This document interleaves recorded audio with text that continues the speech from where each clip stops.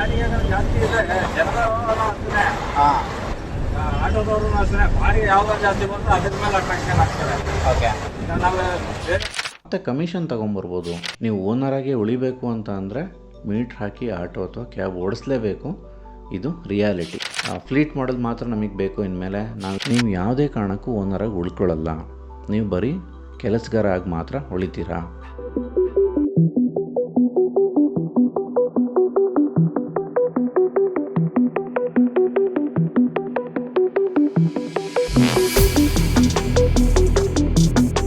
ಎಲ್ರಿಗೂ ನಮಸ್ಕಾರ. ನನ್ನ ಪ್ರೀವಿಯಸ್ ವೀಡಿಯೋದಲ್ಲಿ ಹೇಳಿದ್ದೆ, compare to all other aggregator applications ನಗರ ಮೀಟರ್ ಅಪ್ಲಿಕೇಶನ್ನು ಕಸ್ಟಮರ್ಗೂ ಚೀಪ್ ಇದೆ ಮತ್ತು ಡ್ರೈವರ್ಸ್ಗೂ ಇದರಿಂದ ಬೆನಿಫಿಟ್ ಆಗುತ್ತೆ ಅಂಥೇಳಿ. ಇದೆಲ್ಲ ಗೊತ್ತಿದ್ರೂ ಕೂಡ ಪ್ಯಾಸೆಂಜರ್ಸ್ ಮೀಟರ್ ಆಟೋ ಮತ್ತು ಕ್ಯಾಬ್ ಅಂದರೆ ಹೆದರ್ತಾರೆ. ಯಾಕೆ ಅಂತಂದರೆ 2013ಕ್ಕಿಂತ ಮೊದಲೇ 2013ಕ್ಕಿಂತ ಮೊದಲೇ ಈ ಮೀಟರ್ ಟ್ಯಾಕ್ಸಿ ಮತ್ತು ಮೀಟರ್ ಆಟೋದಲ್ಲಿ ಸಾಕಷ್ಟು ಬ್ಯಾಡ್ ಎಕ್ಸ್ಪೀರಿಯೆನ್ಸ್ಗಳು ಕಸ್ಟಮರ್ಸ್ಗೆ ಆಗಿದ್ವು. ಅದಿನ್ನೂ ಜನ ಮರ್ತಿಲ್ಲ. ಸೊ ಅದರಲ್ಲಿ 3 ಹೈಲೈಟ್ ಮಾಡಬೇಕು ಅಂತ ಅಂದರೆ, ಓವರ್ ಪ್ರೈಸಿಂಗ್ ಫಸ್ಟು. ನೀವು 2ರಿಂದ 3 ಕಿಲೋಮೀಟ್ರ್ ಹೋಗೋಕ್ಕೂ ಕೆಲವೊಂದು ಸತಿ ಆಟೋ ಅಥವಾ ಕ್ಯಾಬ್ ಅವರು 200-300 ರೂಪಾಯಿ ಕೇಳ್ತಾಯಿದ್ರು. 1.5 ಕೊಡು, ಮೀಟ್ರ್ ಮೇಲೆ ಜಾಸ್ತಿ ಕೊಡು, ಅದು ಇದು ಅಂಥೇಳಿ ತಲೆ ತಿಂತಾಯಿದ್ರು. ಅದೊಂದು ಬ್ಯಾಡ್ ಎಕ್ಸ್ಪೀರಿಯೆನ್ಸು. ಎರಡನೇದು, ಕರ್ದಲ್ಲಿ ಬರದೇ ಇರೋದು. ಏನೋ ಅರ್ಜೆಂಟ್ ಇರುತ್ತೆ, ನಾವು ಎಲ್ಲಿಗೆ ಹೋಗಬೇಕು ಅಂತಂದರೆ, ಇಲ್ಲ ನಾನು ಬರಲ್ಲ, ನನಗೆ ಅಲ್ಲಿಂದ ಬರೋಕ್ಕೆ ಒಬ್ಬನೇ ಬರಬೇಕು, ನನಗೆ ದೂರ ಆಗುತ್ತೆ, ಸಾಕಷ್ಟು ಕತೆ ಹೇಳ್ತಿದ್ರು. ಜೊತೆಗೆ ಜಾಸ್ತಿ ದುಡ್ಡಿಗೆ ಡಿಮ್ಯಾಂಡ್ ಮಾಡ್ತಿದ್ರು. ಮೂರನೇದು ಅಂತ ಅಂದರೆ ಸೇಫ್ಟಿ ಇಶ್ಯೂಸ್. ಕಸ್ಟಮರ್ಸ್ ಆ ಆಟೋ ಅಥವಾ ಕ್ಯಾಬ್ ಹತ್ತಿದ ಮೇಲೆ ಅವನು ಡೆಸ್ಟಿನೇಷನ್ ರೀಚ್ ಆಗೋವರೆಗೂ ಅವನಿಗೆ ಯಾವುದೇ ರಿಯಲ್ ಟೈಮ್ ಲೊಕೇಶನ್ ಶೇರಿಂಗ್ ಆಗಲಿ ಅಥವಾ ಟ್ರ್ಯಾಕಿಂಗ್ ಆಗಲಿ ಇರ್ತಿರ್ಲಿಲ್ಲ. ಸೊ ಬ್ಲೈಂಡಾಗಿ ಇವರು ಕರ್ಕೊಂಡು ಹೋಗಿರೋ ದಾರಿಯಲ್ಲಿ ಹೋಗಬೇಕಿತ್ತು. ಕೆಲವೊಬ್ಬರಿಗೆ ಗೊತ್ತಿರ್ತಿತ್ತು ಯಾವ ದಾರಿಯಲ್ಲಿ ಹೋಗ್ತಿದ್ದೀವಿ ಅಂಥೇಳಿ, ಬಟ್ ಎಲ್ಲರಿಗೂ ಗೊತ್ತಿರ್ತಿರ್ಲಿಲ್ಲ. ಎಲ್ಲ ಶಾರ್ಟ್ಕಟ್ಟಲ್ಲಿ ಕರ್ಕೊಂಡು ಹೋದರು ಅಥವಾ ಇನ್ನೆಲ್ಲೋ ಸುತ್ತ ಹಾಕಿಸಿ ಕರ್ಕೊಂಡು ಹೋಗೋಕ್ಕೆ ಸ್ಟಾರ್ಟ್ ಮಾಡಿದ್ರು ಅಂತಂದರೆ ಪ್ಯಾಸೆಂಜರ್ಸ್ಗಳಿಗೆ ಗಾಬರಿ ಆಗ್ತಿತ್ತು. ಇದರಿಂದ ಮೀಟರ್ ಪ್ರೈಸು ಜಾಸ್ತಿ ಆಗ್ತಿತ್ತು. ಸಮ್ಟೈಮ್ಸ್ ಅದೆಷ್ಟೋ ಕೇಸ್ಗಳು ರಾಬ್ರಿ ಆಗಿರ್ಬೋದು ಅಥವಾ ಬೇರೆ ಬೇರೆ ಥರದ ಕೇಸ್ಗಳು ಆಗಿದ್ದಾವೆ. ಇದನ್ನೆಲ್ಲ ನಾನು 2013ಕ್ಕಿಂತ ಮೊದಲು ಆಗಿರೋ ಇನ್ಸಿಡೆಂಟ್ಸ್ನ ಡೇಟಾ ನೋಡಿ ಹೇಳ್ತಾ ಇದ್ದೀನಿ. ನಿಜ ಹೇಳಬೇಕು ಅಂತಂದರೆ ಆಫ್ಟರ್ ಅಗ್ರಿಗೇಟರ್ ಅಪ್ಲಿಕೇಶನ್ ಅಂದರೆ 2013 ನಂತರ ಊಬರ್ ಬಂತಲ್ಲ, ಅದಾದಮೇಲೆ 90% ಆಫ್ ದ ಇಶ್ಯೂಸು ಎಲಿಮಿನೇಟ್ ಆಗೋದು ಟ್ರಾವೆಲ್ ರಿಲೇಟೆಡ್. ಕರೆದ್ರೆ ಬರಲ್ಲ ಅನ್ನೋ ತಲೆನೋವು ತಪ್ಪಿತು. ನೀವು ಬುಕ್ ಮಾಡಿದ್ರಾತು, ಎಲ್ಲಿಂದ ಎಲ್ಲಿಗೆ ಬೇಕಾದ್ರು ಕ್ಯಾಬ್ ಆಗಿರಲಿ ಆಟೋ ಆಗಿರಲಿ ಬರ್ತಿದ್ವು. ಸೇಫ್ಟಿ ಇಶ್ಯೂಸ್ ಕೂಡ ರಿಸಾಲ್ವ್ ಆಗೋಯಿತು ಆಲ್ಮೋಸ್ಟು. ಯಾಕೆಂದರೆ ನಾವು ಆ ರೈಡ್ ಸ್ಟಾರ್ಟ್ ಆದಮೇಲೆ ನಮ್ಮ ಲೈವ್ ಟ್ರ್ಯಾಕಿಂಗ್ನ ನಮ್ಮ ಫ್ಯಾಮಿಲಿ ಜೊತೆ ಶೇರ್ ಮಾಡ್ಬೋದಿತ್ತು. ಸೊ ನಾವೆಲ್ಲಿ ಹೋಗ್ತಾ ಇದ್ದೀವಿ, ಏನು ಮಾಡ್ತಾಯಿದ್ದೀವಿ ಅಂಥೇಳಿ ಈಸಿಯಲ್ಲಿ ನಮ್ಮ ಫ್ಯಾಮಿಲಿ ಮೆಂಬರ್ಸು ಟ್ರ್ಯಾಕ್ ಮಾಡ್ಬೋದಿತ್ತು. ಮತ್ತು ಫೇರ್ ಎಸ್ಟಿಮೇಷನ್ ಸಿಗೋದು. ನೀವು ರೈಡ್ ಸ್ಟಾರ್ಟ್ ಮಾಡೋದಕ್ಕಿಂತ ಮೊದಲೇ ನಿಮಗೆ ಫೇರ್ ಎಸ್ಟಿಮೇಷನ್ ಸಿಕ್ಕಿರ್ತಿತ್ತು. ಅಂದರೆ ನೀವು ಡಿಸೈಡ್ ಮಾಡ್ಬೋದು, ಇದರಲ್ಲಿ ಹೋಗಬೇಕೋ ಬೇಡವಾ, ನಂಗೆ ಇಷ್ಟು ಫೇರ್ ಅಫೋರ್ಡ್ ಮಾಡೋಕ್ಕಾಗುತ್ತೋ ಅಥವಾ ಇಲ್ವಾ. ಸೊ ಜೊತೆಗೆ ಡ್ರೈವರ್ಸ್ಗಳಿಗೂ ತಲೆನೋವು ಕಡಿಮೆ ಆಗಿತ್ತು. ಯಾಕೆಂದರೆ ಎಷ್ಟೋ ಜನ ಆಟೋ ಹತ್ತು ಆದಮೇಲೆ ರೈಡ್ ಕಂಪ್ಲೀಟ್ ಆದಮೇಲೆ ನಾನು ಇಷ್ಟು ದುಡ್ಡು ಕೊಡಲ್ಲ, ಇದು ಜಾಸ್ತಿ ಆಯಿತು, ಮೀಟ್ರ್ ಸರಿ ಇಲ್ಲ, ಅದು ಇದು ಅಂಥೇಳಿ ತಲೆನೋವು ಕೂಡ ಡ್ರೈವರ್ಸ್ಗಳಿಗೆ ಆಗೋ ತಲೆನೋವು ತಪ್ಪಿತು. ಇದೆಲ್ಲ ಆಗಿದ್ದು ಅಗ್ರಿಗೇಟರ್ ಅಪ್ಲಿಕೇಶನ್ಗಳು ಬಂದಮೇಲೆ. So from the point of other view ನಿಜವಾಗ್ಲೂ ಹೆಲ್ಪ್ ಆಗಿದೆ ಅಗ್ರಿಗೇಟರ್ ಅಪ್ಲಿಕೇಶನ್ಗಳು. ಬಟ್ ಇವಾಗ ಏನಾಗ್ತಾಯಿದೆ ಅಂತಂದರೆ 2013ರಿಂದ ಈಗಾಗಲೇ 2026ರವರೆಗೆ ಅವರೆಲ್ಲ ಬಿಸ್ನೆಸ್ ಮಾಡಿದ್ರು. ಬೇರೆ ಬೇರೆ ಅಗ್ರಿಗೇಟರ್ ಅಪ್ಲಿಕೇಶನ್ಗಳು ಬಂದವು. ಫಸ್ಟ್ ಉಬರ್ ಇತ್ತು, ಆಮೇಲೆ ಓಲಾ ಬಂತು, ಅದಾದಮೇಲೆ ರ್ಯಾಪಿಡೋ, ಇವಾಗ ನಮ್ಮ ಯಾತ್ರೆ ಇದೆ ಮತ್ತು ಕೆಲವೊಂದು ಸಣ್ಣ ಪುಟ್ಟದಿದ್ದಾವೆ. ಇವಾಗ ಏನಾಗ್ತಾಯಿದೆ ಅಂದರೆ ಅವರು ಮೊನೋಪೋಲಿನ ಇಂಪ್ಲಿಮೆಂಟ್ ಮಾಡೋಕ್ಕೆ ಸ್ಟಾರ್ಟ್ ಮಾಡಿದ್ದಾರೆ. ನಿಮ್ಗೆ ಗೊತ್ತಿರ್ಬೋದು, ಮೊದಲು ಡ್ರೈವರ್ಗಳು ಕಮಿಷನ್ ಕೊಡಬೇಕಿತ್ತು, ಬಟ್ ಇವಾಗ ಸಬ್ಸ್ಕ್ರಿಪ್ಷನ್ ಮಾಡೆಲಿಗೆ ಬಂದಿದ್ದಾರೆ. ಅದು ಡ್ರೈವರ್ಗಳಿಗೆ ಬೆನಿಫಿಟ್ ಆಗಿರ್ಬೋದು, ಇಲ್ಲ ಅಂತ ನಾನು ಹೇಳ್ತಾ ಇಲ್ಲ. ಬಟ್ ಗೋಯಿಂಗ್ ಫಾರ್ವರ್ಡ್ ಅವರೇನಾದರೂ ಫ್ಲೀಟ್ಗೆ ಬಂದರೆ, ಫ್ಲೀಟ್ ಅಂತ ಅಂದರೆ ನೀವು ನಿಮ್ಮ ಓನರ್ಶಿಪ್ಪಲ್ಲಿರಲ್ಲ, ಅವ್ರ ಓನರ್ಶಿಪ್ಪಲ್ಲಿ ನೀವು ಡ್ರೈವರಾಗಿ ಮಾತ್ರ ಉಳ್ಕೊತೀರ. ಸೊ ನೀವೇನಾದ್ರು ಡ್ರೈವರ್ ಆದರೆ ಅವ್ರು ಕೊಟ್ಟಿರೋ ಫಿಕ್ಸೆಡ್ ಸ್ಯಾಲ್ರಿನ ನೀವು ತಗೋಬೇಕು. ಜೊತೆಗೆ ಅವ್ರು ಹೇಳಿರೋ ಅಷ್ಟು ಟ್ರಿಪ್ನ ಕಂಪ್ಲೀಟ್ ಮಾಡಲೇಬೇಕಾಗತ್ತೆ. ಇದರಲ್ಲಿ ನೀವು 10 ಗಂಟೆನಾರು ಆಗ್ಬೋದು, 12 ಗಂಟೆನಾರು ಆಗ್ಬೋದು, 18 ಗಂಟೆನಾರು ಆಗ್ಬೋದು. ಇಲ್ಲ ನಾನು ಮಾಡಲ್ಲ, ನನಗೆ ಕಷ್ಟ ಆಗುತ್ತೆ ಅಂತಂದರೆ ಸರಿ ಹೋಗೋ, ಬೇರೆ ಡ್ರೈವರ್ ಸಿಗ್ತಾರೆ ಅಂಥೇಳಿ ಆರಾಮಲ್ಲಿ ಅವರಿಗೆ ಡ್ರೈವರ್ಗಳು ಸಿಗ್ತಾರೆ. ಯಾಕೆಂದರೆ ಇತ್ತೀಚಿನ ದಿನಗಳಲ್ಲಿ ನೀವು ನೋಡಿರ್ಬೋದು, ಬೆಂಗಳೂರಲ್ಲಿ ಬೇರೆ ಬೇರೆ ಸ್ಟೇಟ್ಗಳಿಂದ ಬಂದು ಡ್ರೈವಿಂಗ್ನ ಸ್ಟಾರ್ಟ್ ಮಾಡಿದ್ದಾರೆ.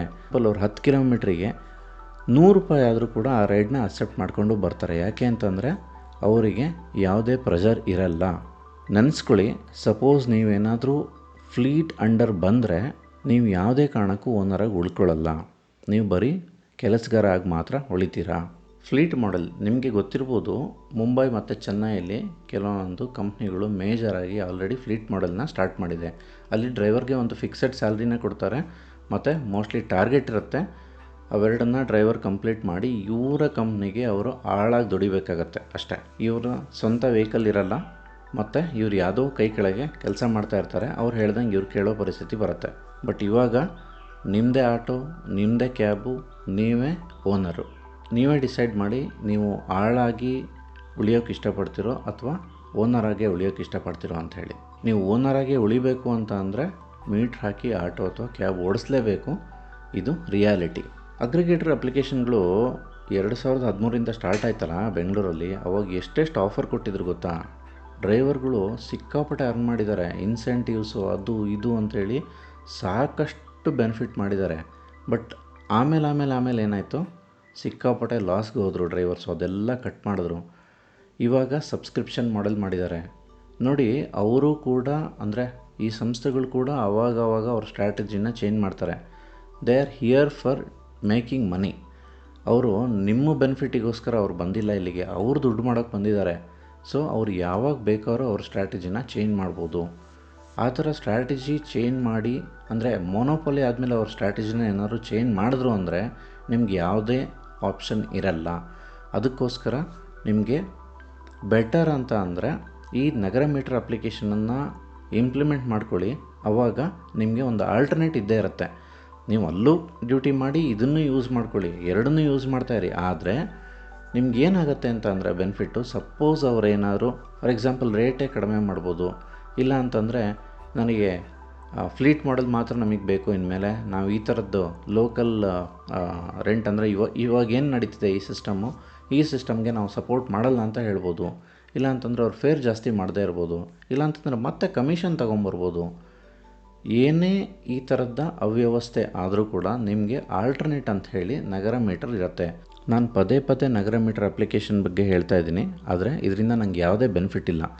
ಬೆನಿಫಿಟ್ ಏನು ಅಂತ ಅಂದರೆ, ಸಪೋಸ್ ನಗರ ಮೀಟರ್ ಅಪ್ಲಿಕೇಶನ್ ಕಂಪ್ಲೀಟಾಗಿ ಇಂಟ್ರಡ್ಯೂಸ್ ಆದರೆ ಬೀಯಿಂಗ್ ಅ ಪ್ಯಾಸೆಂಜರ್ ನನಗೂ ಕೂಡ ಇದರಿಂದ ಬೆನಿಫಿಟ್ ಇದೆ.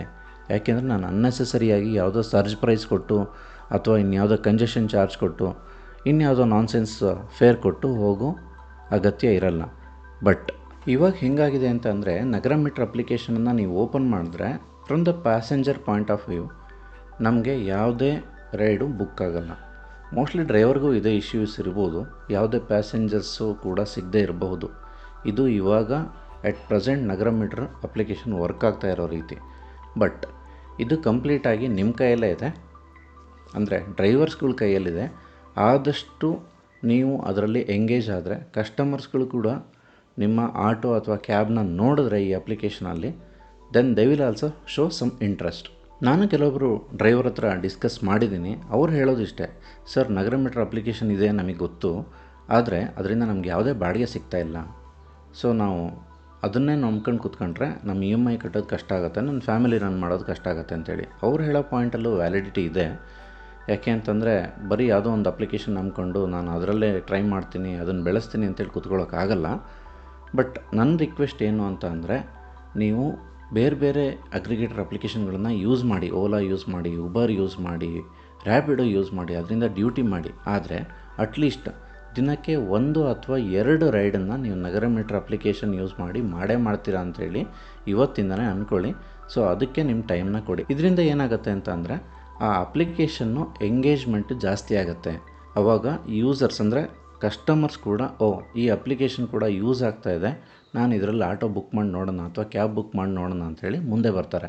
ಇದೆಲ್ಲ ಡ್ರೈವರ್ಗಳ ಕೈಯಲ್ಲೇ ಇದೆ. ಈ ಅಪ್ಲಿಕೇಶನನ್ನು ನೀವು ಆರಾಮಾಗಿ ಬೆಳೆಸ್ಬೋದು. ಬೆಳೆಸೋದ್ರಿಂದ ನಿಮ್ಗೇನು ಬೆನಿಫಿಟ್ ಆಗುತ್ತೆ ಅಂತ ಅಂದರೆ, ಇವಾಗ ಅಲ್ದಿದ್ರು ಇನ್ನು 5 ವರ್ಷದ ನಂತರ ಸಪೋಸ್ ಅಗ್ರಿಗೇಟರ್ ಸಂಸ್ಥೆಗಳು ಏನಿದ್ದಾವೆ ಅವರೇನಾದ್ರು ಫ್ಲೀಟ್ ಮಾಡೆಲ್ನ ಇಂಟ್ರಡ್ಯೂಸ್ ಮಾಡಿದ್ರು ಅಂತ ಇಟ್ಕೊಳ್ಳಿ. ಆವಾಗ ನೀವು ಡ್ರೈವರಾಗಿ ದುಡಿಯೋ ಬದಲು ನಿಮ್ಮ ಸ್ವಂತ ವೆಹಿಕಲಲ್ಲಿ ಮೀಟ್ರ್ ಹಾಕ್ಕೊಂಡು ಆಟೋ ಅಥವಾ ಕ್ಯಾಬ್ನ ಓಡಿಸ್ಕೊಂಡು ಅದರಿಂದ ಕೂಡ ನೀವು ನಿಮ್ಮ ಲೈಫನ್ನು ನಡೆಸ್ಬೋದು.